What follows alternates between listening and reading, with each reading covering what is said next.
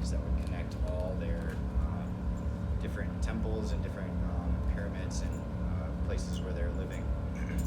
So down in San Gervasio, my girlfriend at the time got a guide that would kind of tell us about all the different things about San Gervasio. San Gervasio is on an island off of Playa del Carmen. It's an old ruin, and they thought that it was where the kings and queens would get wed, and it was also like a school. And so something that I've always thought is interesting, if you're familiar with Terence McKenna, he did a documentary, and the documentary is talking about the alchemical dream, kind of the foundations of alchemy.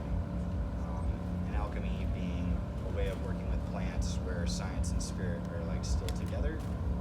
And he says that if you want to find alchemy, like go to the Amazon, go to the jungles.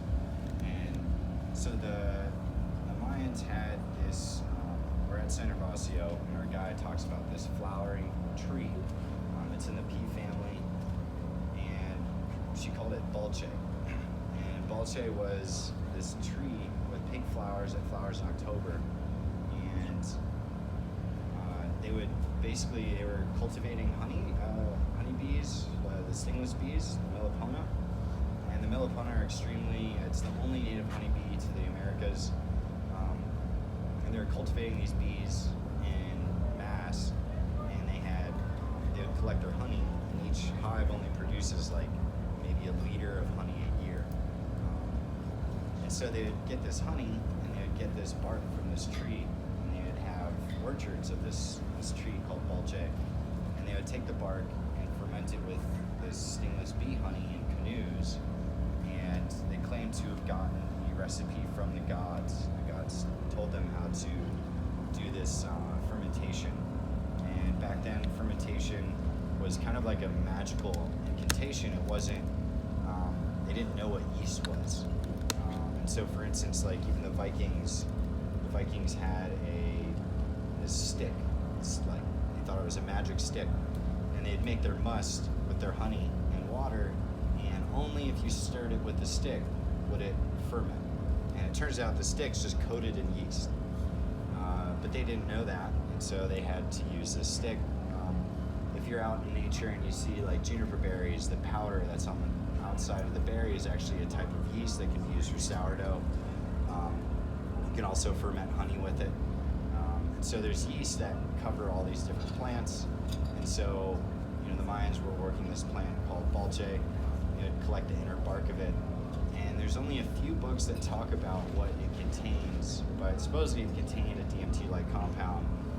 And the Mayans kind of used this drink as almost like their form of ayahuasca. It was their connection to spirit. When the Spanish came, they actually banned it and burned all the orchards because they knew how strong it was in the culture for this kind of spiritual connection.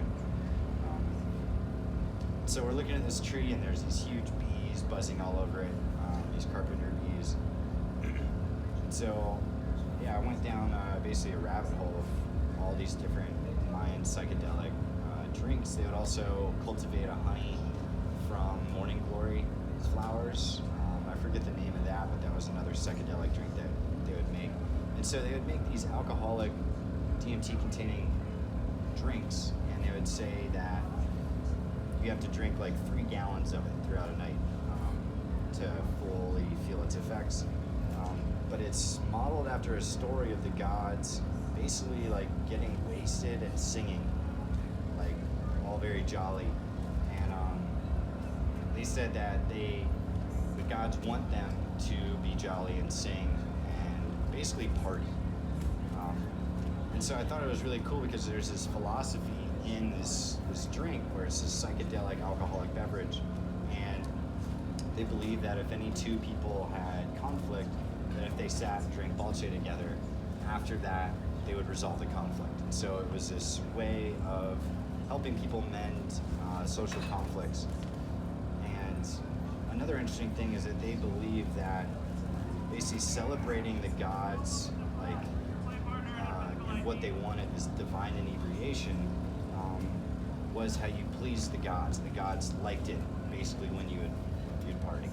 And they also believe that the psychedelic, and I'm sure we've all maybe experienced this, like in community, drinking with your friends or taking psychedelics with your friends. There's kind of this this deeper connection, and they believe that being in this altered state is actually what held together consciousness. And without this psychedelic state, societal constructs would fall apart. And so it was important to celebrate and honor the gods through these kind of ritual drinking parties with psychedelics.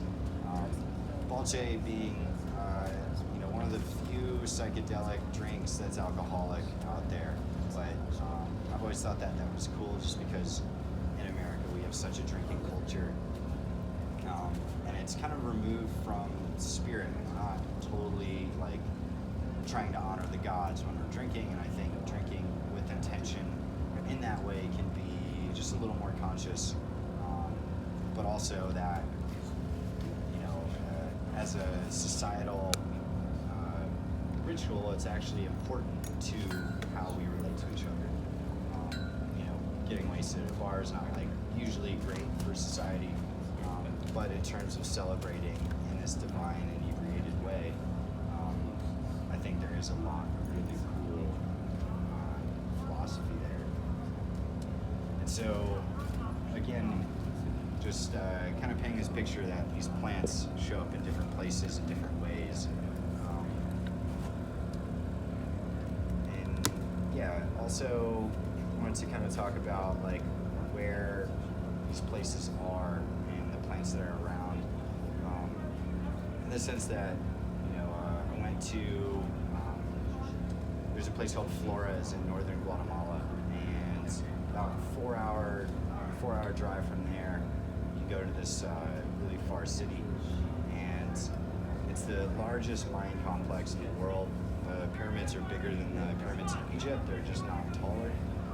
It's a 26-mile hike out there, and as we're walking through, there's this other place called Tikal, and then you get to El Mirador, and El Mirador has these two huge pyramids. I think it's called the Pyramid of the Jaguar. And then there's this other pyramid, and as you're walking out there, you're kind of on this flat land.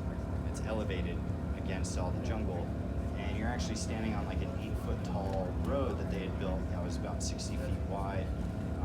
They were burning a lot of the trees to create cement, and so they used the cement to build all their pyramids, put rocks together, and create their highways.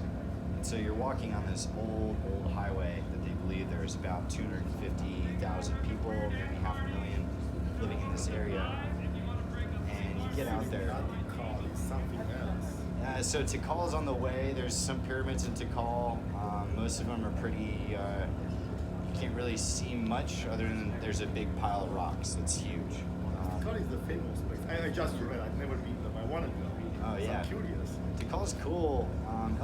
El Mirador is way bigger, and so I think it's another 12 to 15 miles from El Mirador. Just remote jungle. It's basically completely remote jungle. The one city or little town. It's really cool. The Guatemalan people in this small town have figured out how to basically have donkeys, bring people out there.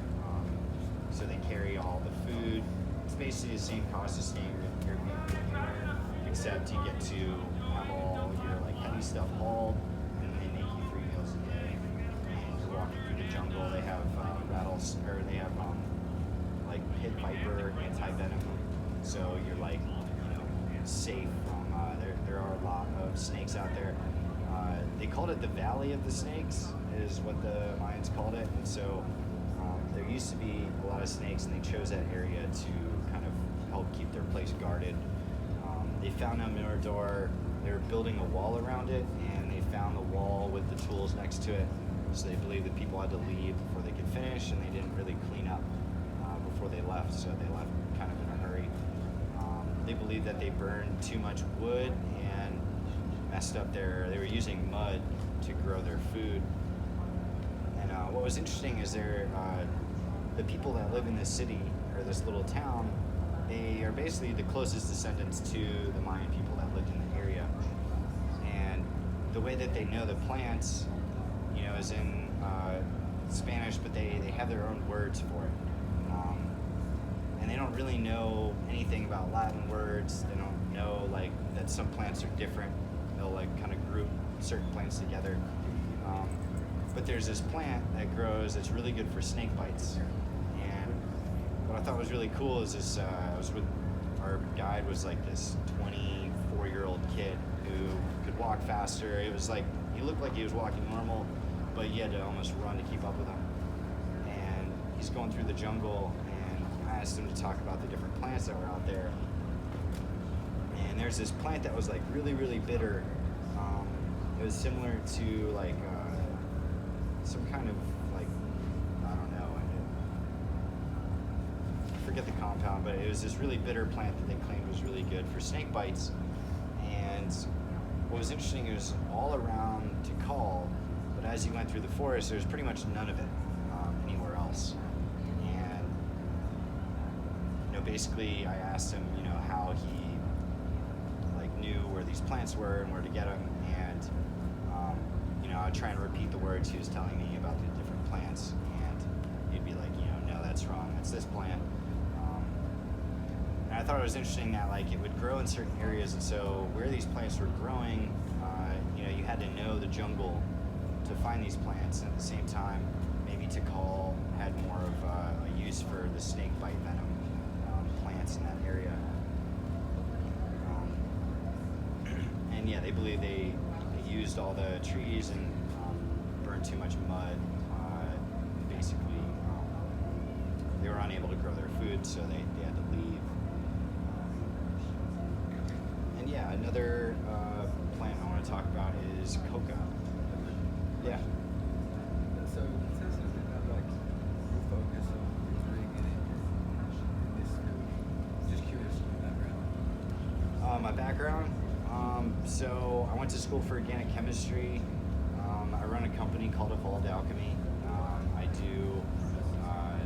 In college I got really interested in alchemy and wanted to found the foundations of that. Spagyrics is the alchemy of plants. It's an old kind of term, but basically through alchemy you're kind of working more with the elementals of things, which is to say everything has a soul, spirit, and body. And there's ways of recombining those three things back together that have a lot to do with the chemistry of medicine and pharmaceuticals. Paracelsus was the first person to coin the word spagyrics, and he's also known as the father of toxicology. His favorite spagyric medicine was that of opium, and through the spagyric process, you basically extract a plant, usually with alcohol. Alcohol is known as the spirit of plants, that's why we still call alcohol spirits. The soul of the plant was its oils or anything that dissolves in alcohol, which are typically going to be alkaloids and organic acids, things like DMT, different psychedelic compounds, alkaloids, vitamins. Could you repeat for a moment and just remind when you started alcohol, still spirits, and oils? So alcohol, so there's soul, spirit, and body. Everything is made of those three things. In alchemy, they call it sulfur, mercury, and salt. The mercury is the spirit; it's the messenger between the two worlds. And then the soul, or the sulfur, is the oils of the plant, which are typically, all its different medicinal compounds. The body of the plant is only found after you burn it through fire, so that's known as purification of the body through fire. You have to burn it, burn off all the carbon, and you get these mineral salts. Those minerals, when reintroduced to the alcoholic extract, will create new compounds like different acid salts and esters, acid-base reactions. It's really similar to how you would make pure DMT with, say, Mimosa hostilis. You could separate mescaline, within the spagyric chemistry of acid-base reactions, the plant has everything it needs to basically create compounds that are extremely bioavailable.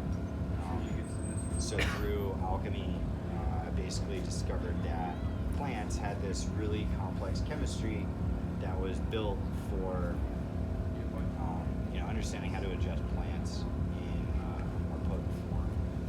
And so basically through being interested in alchemy, I started traveling and really going to South America with the intention of like learning about the traditions with the viewpoint of alchemy and kind of this idea that Terence McKenna had said in his documentary is if you want to find alchemy, go to the Amazon. So another trip I did, went out to Colombia, and we went to the Minca area, which they have some of the most intricate gold work that's comparable to Egypt, ancient Egypt. It's right where the mountains meet the sea there, and I was in a little town called Minca, and we did a permaculture tour at this area really, really high up in the mountains. This guy had an apiary, and he had basically had this plot of land that he got to steward, and it used to be like the indigenous people's land, so they actually gave some of it back to the indigenous, and because of that, the shamans of the area really liked this guy Pim, even though he was from the Netherlands. But he was stewarding the land. It used to be a cattle ranch they used to make different snake antivenoms. They would inject the venom into a cow, and they would filter out the antibodies from the cow's blood. And that's how they used to make antivenom in the day. And so the land got all messed up. And so he was re-stewarding it, and basically it found all these like pieces of pottery and these ancient relics.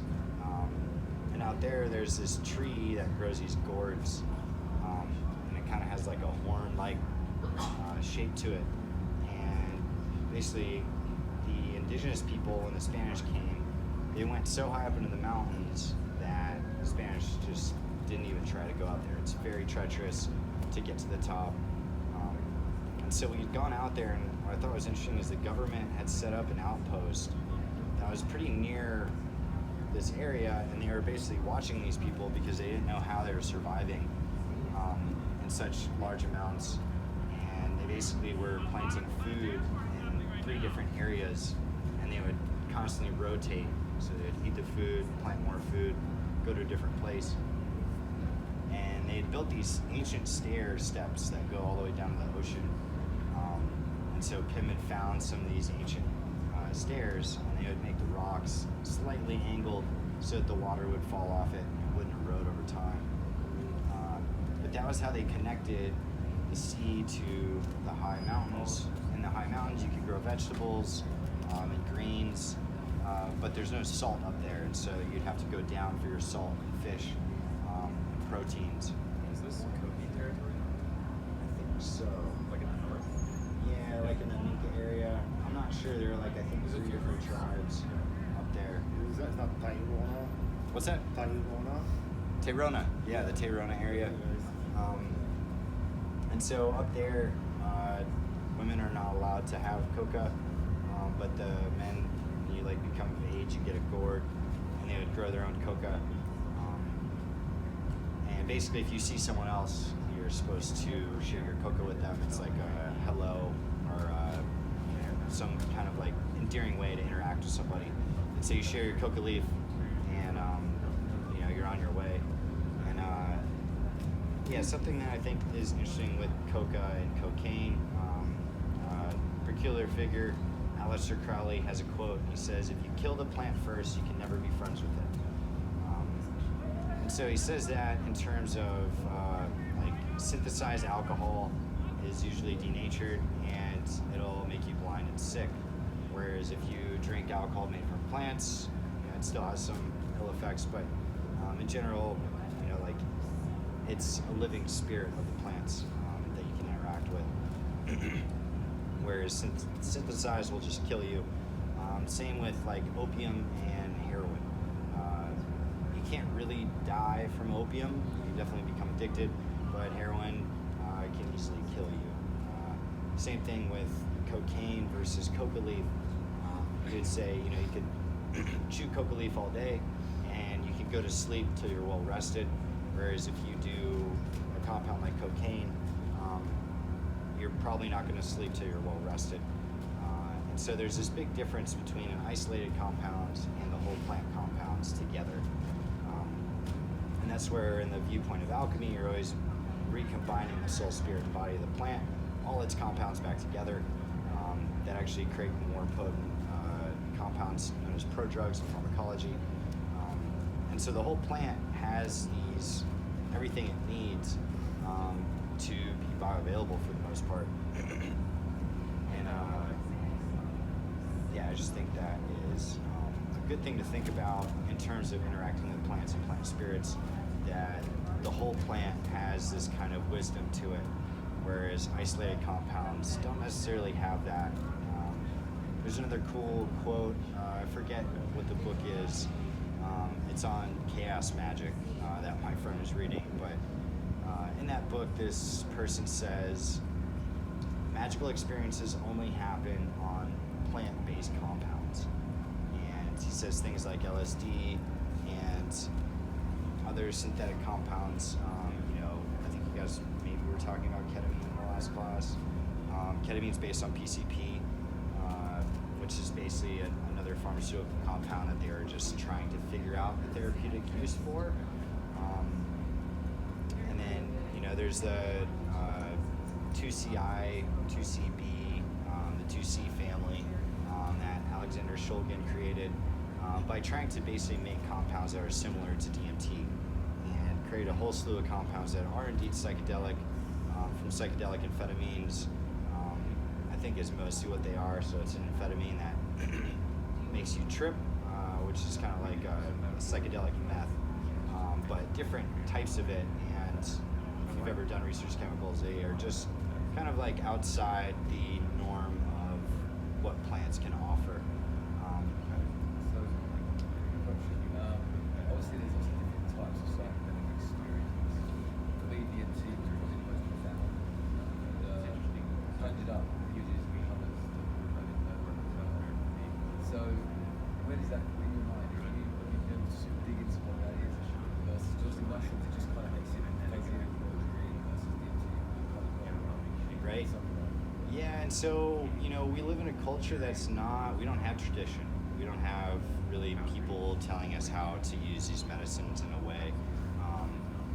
I was recently at the Mushroom Fest, and this woman who used to be the ex-wife of Terrence McKenna was giving a talk on the usage of mushrooms in the Mazatec area of Oaxaca.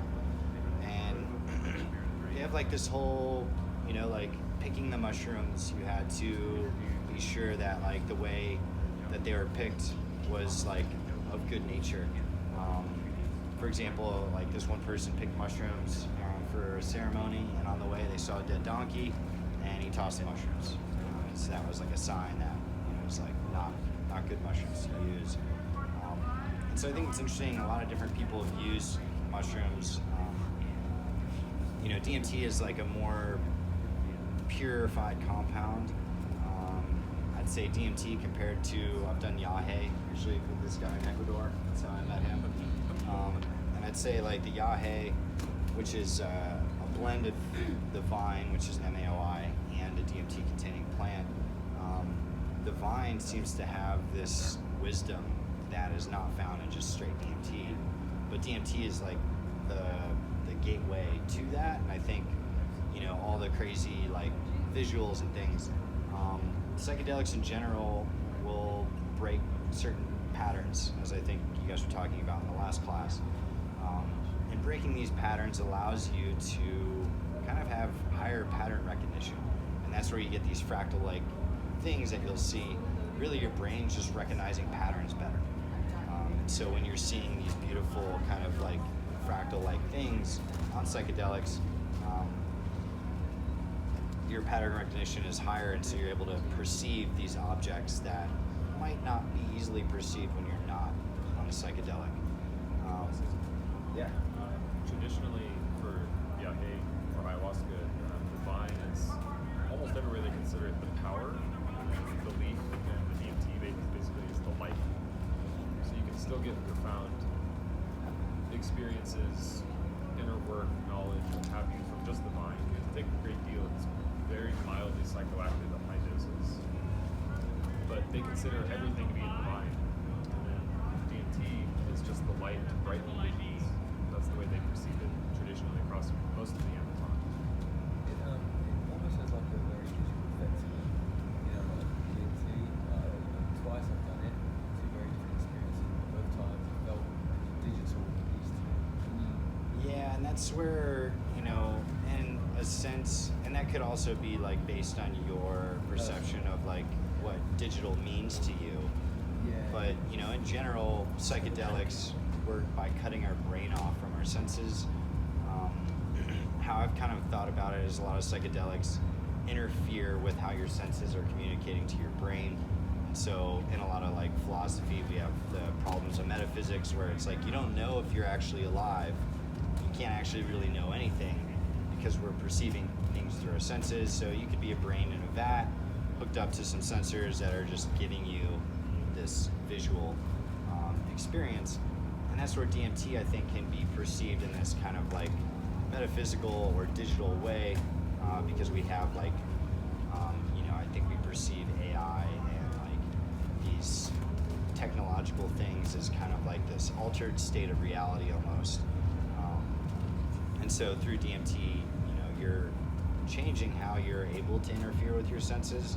And when your brain's cut off from your senses is when your brain really has no grounding in reality. And from that, you can perceive things that you might not ever be able to perceive usually because your mind's kind of like free from being like, you know, perceiving reality. And so your brain's kind of like floating in this this way that I think helps you perceive the spiritual realm a lot easier.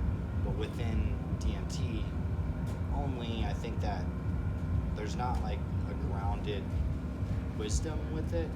Whereas with the yahe that I experienced, it was like the vine is helping kind of teach you what these things are. And with pure DMT, that was just like, you know, here's a bunch of crazy things. Some of it can be really meaningful and, you know, good for you. And it can also, I think, just be really confusing and be like, I have no idea what any of that meant, but it was crazy. And, you know, it can still open your mind, but in my opinion, it lacks this kind of wisdom. And that's where, going back to this quote in the book, he says that plants are connected to the emotional realm. Because of that, you can have these magical experiences. In Maslow's hierarchy of needs, he talks about people who would self-actualize, and self-actualization was this characteristic where it's basically you have all your needs met and you're able to reach a point where you can recognize your full potential of what you're able to do in the world. And he said that people that had this happen typically were people that experience mystical experiences. And these mystical experiences I would associate with, like, you know, even a DMT experience or mushrooms, where you kind of are in this like wondrous world that allows you to maybe perceive more about how you can interact with the world. And so I've always thought it was interesting that, you know, you can eat a bunch of LSD, but it's not necessarily connected to the emotional realm. Because of that, I'd say that it's, you know, maybe a lens or a way to see things more clearly, or also in a more distorted way. You know, I've had experiences on acid. You know, I think this is a funny story. It's a little off topic, but I'd eaten some acid and went on a hike with my friends in this park. And we're walking around, we have this like amazing experience. We're like definitely really high, and we have our hammock set up, and we're kind of coming down, and it's time to go. And as we're leaving, after we had this like pretty mystical experience, we're really high on acid, like hanging out on top of this mountain, talking, and start hearing this voice singing to us, and it's like coming down the mountain through the trees, and it's like absolutely beautiful. And I hear it, I look around, and we're all like, is the forest singing to us right now? Like, is that what's happening? All of yours.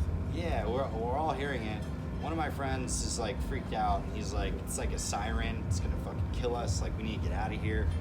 My other friend's like, this isn't real. Like, there's no way that the forest is singing to us right now. And I'm like, whatever it is, it's like singing to us. So I like sat down and I was like, wow, this is crazy. And you know, we're all like pretty like bothered by this idea that the forest is singing to us. And we're pretty high on acid still. And so we're walking back to the car, and so we're all like kind of in this weird state where we're like, you know, was that real? Is that, you know, it's kind of like this mind-shattering thing to all of us to hear something so clearly. And we get back to the car, and it's like a 45-minute hike, and it turns out that when we get back, I like had to go to the bathroom or something, and I heard like there's some music, and there's like some different languages being spoken. It turns out there's a woman named Vladislava Henderson. There's a Russian arts and performance festival happening in a area like an auditorium, and she was on mic, and her sound was going down the mountain through the jungle or through the forest, and we were able to hear it.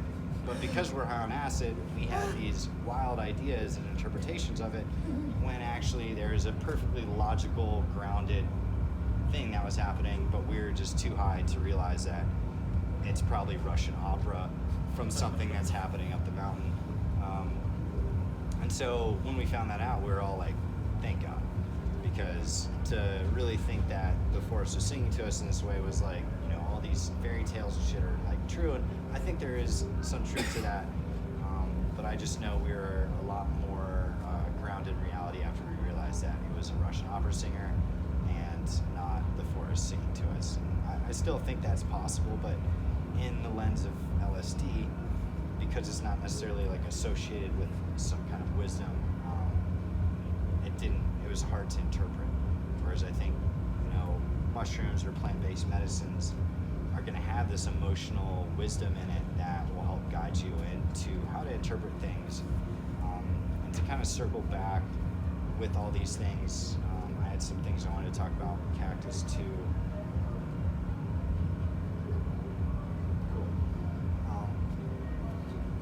But yeah, the way that this emotional realm, you know, talks to us. Carl Jung talked about how dreams, people will have different dreams throughout, they'll have the same type of dreams throughout different languages, traditions, race, color, whatever.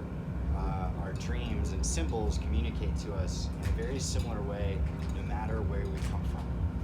And plants have also done this, and so through this kind of emotional wisdom, you know, we've come up with things that we feel bad about, or things that we view as, you know, how someone should be treated, how you'd like to be treated. And so I think this emotional wisdom is actually, plants are helping us connect with this you know, spiritual world that is ancient. There's these archetypes that exist in these places. And something I thought that was really interesting that I learned down in Ecuador is the Sequoia tribe believe that they have plants that have come from the celestial realms that were given to them through different like plant spirits. I believe they call them like mothers. So there's like a jaguar mother and a jaguar like world that I think you could almost say is like jaguar heaven, where all the jaguars go. But they could talk to these different beings and learn things from them while under the influence of Yahweh. And so this idea that plants are actually coming from the celestial realm, I think is really interesting philosophically, because these plants are also helping guide us in our emotional understanding of ourselves. And so it makes sense that they would come from this realm. And, you know, there's evolution and all its validity, and there's also some holes in it. I'm not trying to say that it's wrong, but I do like the idea that in one of the most biodiverse regions in the world, where there's tons of different plants and plant species, to think that maybe some of these are coming from the celestial realm and like intermingling with things and creating new species is just a cool kind of alchemical idea that gives a little bit of like creative insight into plants and how intricate they are.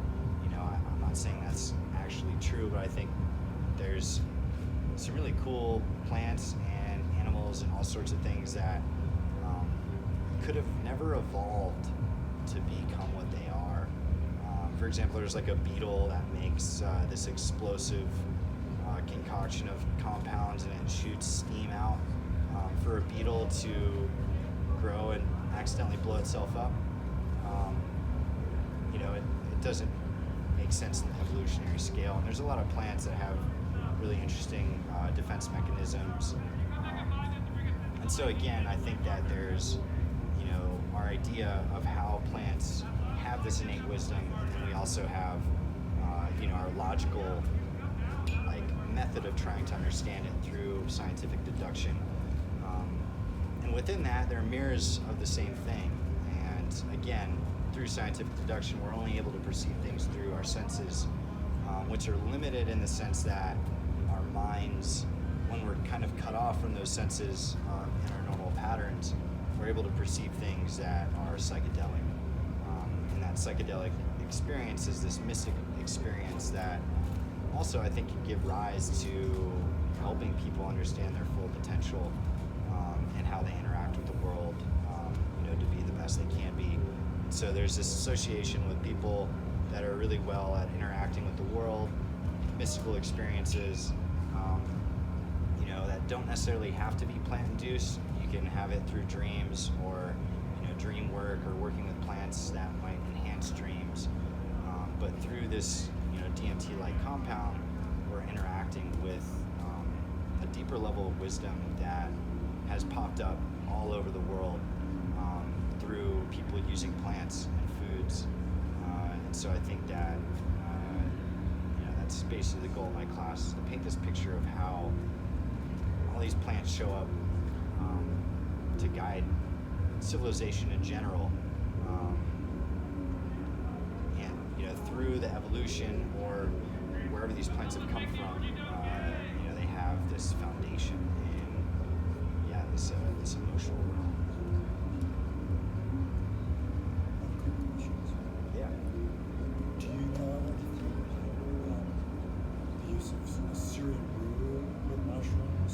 Because that would be an MAOI inhibitor as well, but I don't know if they were traditionally used. I guess there's some theories that actually were used in the Middle East together, but it's essentially two plant compounds similar to ayahuasca that's potentially sort of concocted by Western people interested in kind of combining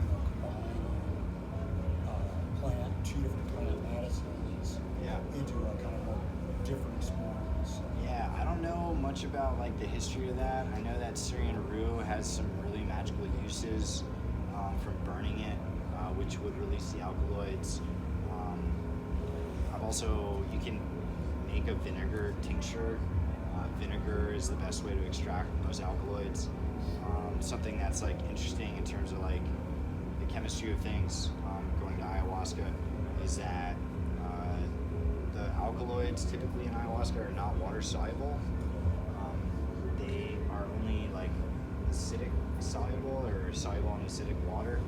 And what's really interesting is that the vine itself and other plants and flowers that have alkaloids actually have so many organic acids in them that when you make a water extract of those acids, it makes an acidic water that then dissolves the alkaloid to make it water soluble and bioavailable. And so the whole tradition of brewing tea, the plant actually has the compounds in it to basically make the psychedelic alkaloids bioavailable in a way that interacts with your consciousness.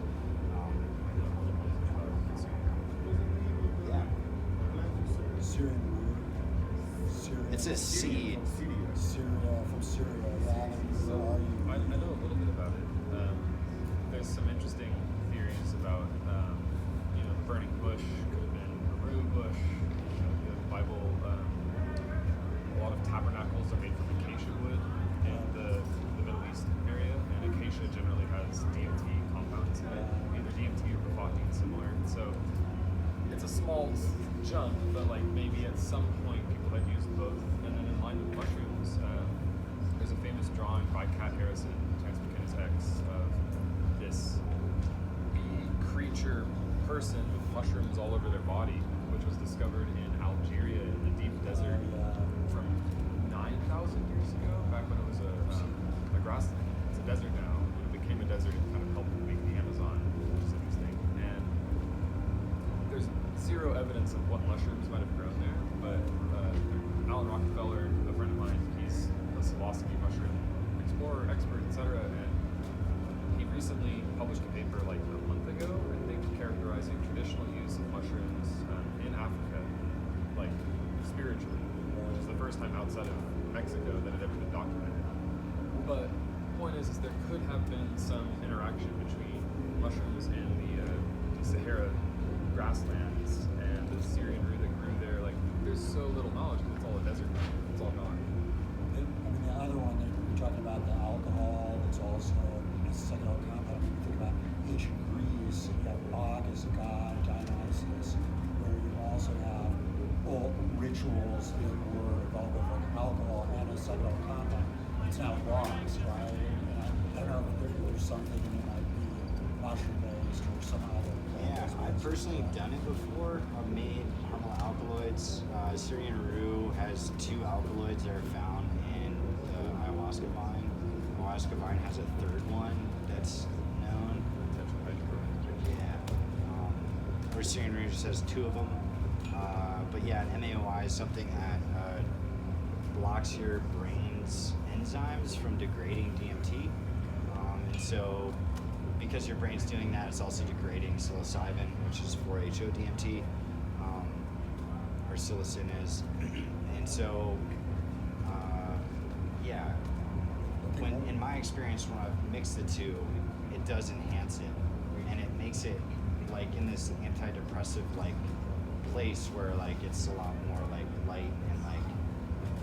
I think it changes the experience, and I don't get more time. And one thing I was going to tell people about is Syrian rue too, you have to be careful, or you should be cautious about what you eat before you eat it, because I guess that there's certain kind of fermented compounds you should eat, like pickles or blue cheese. And I don't know if that's true, but I've always had heard about people don't have those in their system.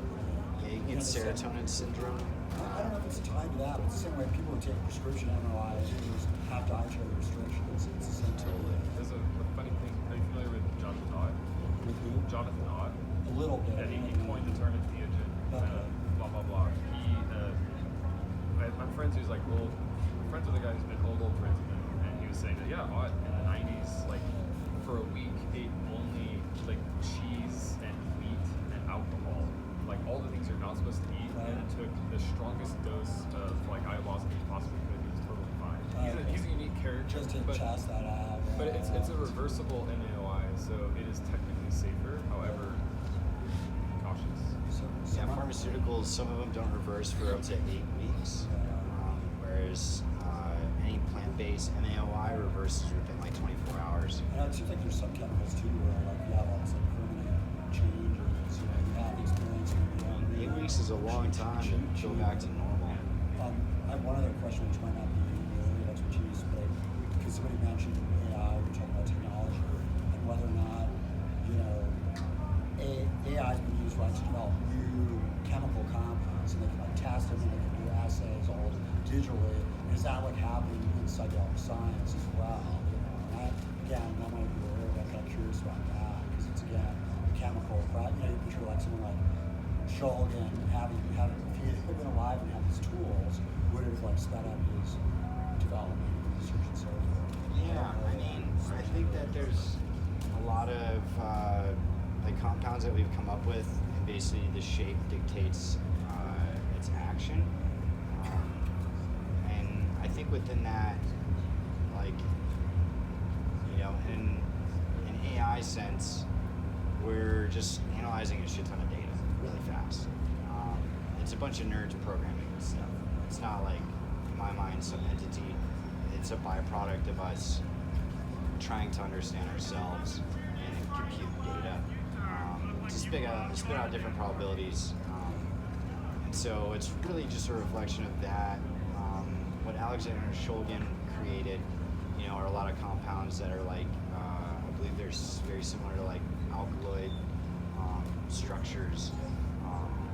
And so I think what's kind of interesting with all that is there's this guy, Gustave Le Bon, and he wrote a book called The Evolution of Nature, or The Evolution of Matter, in which he talks about things like radioactivity, biochemistry versus chemistry, and one of the really cool quotes that he talks about that I think a lot about when it comes to alkaloids is he says that chemistry, we're like made of carbon, nitrogen, oxygen, some phosphorus. Like the biological structure of most things is a very small amount of the periodic table of elements. And within that, we know how all the elements act based on their atomic structure, how many bonds and all that. But as soon as you get into biochemistry, these compounds and proteins don't act anything like what they're made of elementally. And so back in the day in alchemy, I would say that there's something called the ether, which was where electricity, it's the dimension of electricity. And so, for example, if you send a radio signal out, the vibration travels so far that the dimension that this wave is traveling in would have to be 10,000 times more solid than steel for the vibration to go that far. And yet we're able to walk through it with no resistance. Planets are able to move through it and there's no resistance. But these electrical signals can travel through space and time as if it's this solid object.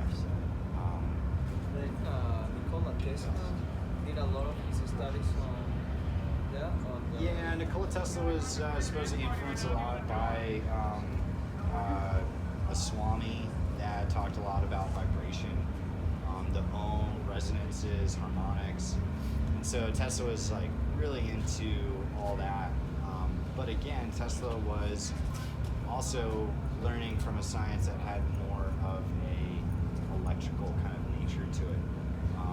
Where Ether was about theory of light, and it was pre-Einstein. But then when Einstein came in and Maxwell, that kind of got obsolete at that time. Yeah, and Einstein basically helped kill alchemy. The death of the ether was kind of the death of alchemy in the sense that the ether was this dimension of reality that also appears in alchemy as the prima materia or prime matter. And so I like to think of the ether as consciousness. We are electric beings. We're perceiving through our senses electronically, which kind of is like AI, it's electric. And so because we're these electric beings, the ether being consciousness, Gustave Le Bon would say that biochemistry exists because these chemicals are interacting with the ether, they're interacting with consciousness. And so all the plant compounds out there are interacting with consciousnesses in this way, and so are all the different compounds in your body, which is biochemistry, why biochemistry has its own set of laws and rules as opposed to chemistry. So you think that biochemistry really is possible because of some kind of like interaction with like a bigger level of reality or something. Yeah, and so alkaloids being some of the most potent compounds, I would argue, interfere or react to the ether more than any other compound because they can change solubility based on their environment, if it's acidic or basic. Whereas a lot of other compounds don't do that. Solubility goes right out the window. But yeah, I just kind of want to wrap this class up and kind of talk about, the ether is interacting with all these compounds, the plants are interacting with the ether. All these compounds, are basically part of consciousness when we come out from the elements. And so there's a difference between the elements and life, and there's something that is, interacting with these living base compounds that gives it rise to consciousness, which kind of ties into how alchemy, they would say we can take every compound in the human body and mix it together and it'll never be a human. And that's where you get things like Frankenstein, where they're shooting lightning at this dead guy to try and bring him back to life, give him the electric spark back from the ether. So, your personal journey of just trying to learn more about, I think you can do DMT. I've definitely done some DMT. So, do you go in for attention? What's your goal with DMT? Like, do you go in with like some deep goal? Really? In the times I've smoked DMT, it definitely guided me in some ways, and it also made me really confused. I drank yahe last year, and I'd say that that's the most wisdom I've ever received from the plant realm, in terms of like very direct communication. Yahe or ayahuasca are similar. I've only done yahe, and that's really like the only thing I really know about. I know a little bit about ayahuasca, but not necessarily like. When I went to Peru, I dieted. Because the first first entheogen I ever took was ayahuasca. That was in 2018. I was 20 years old. So it took me like I had the Yeah, thanks guys. for about